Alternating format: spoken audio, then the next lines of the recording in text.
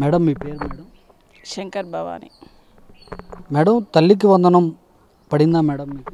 పడిందండి. ఎలా అనిపిస్తుంది మేడం? చాలా సంతోషంగా ఉంది. మేడం ఎంతమంది పిల్లలు మీకు? ఇద్దరండి. ఎంత పడ్డాయి మేడం? 15,000 పడ్డాయి ఇద్దరికి. ఏం చదువుతున్నారు మేడం? పాప 7th క్లాస్, బాబు ఏమో 5th క్లాస్ అండి. మేడం ఈ డబ్బులు మీరు వేటికి ఉపయోగిస్తారు?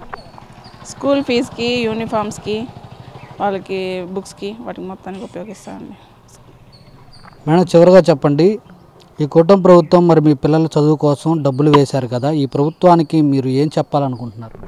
కూటమి ప్రభుత్వం గెలిచిన తర్వాత మొదట స్కూల్ స్టార్టింగ్లోనే బుక్స్కి వీటికి తల్లికి వందనం వేయడం వల్ల చాలా సంతోషంగా ఉంది. కూటమి ప్రభుత్వానికి మా కుటుంబం తరపున చాలా కృతజ్ఞతలు.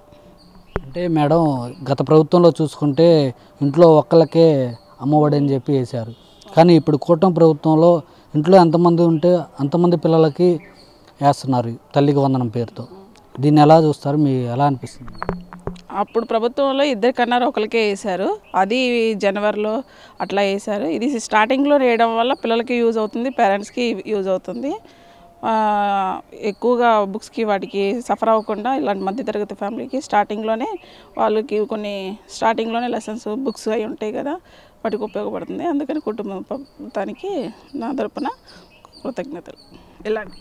ఇలాంటి మంచి పనులు ఇంకా చేయాలని చెప్పి పేరెంట్స్ విద్యార్థులకి సహకరించినందుకు కూటమి ప్రభుత్వానికి ధన్యవాదాలు.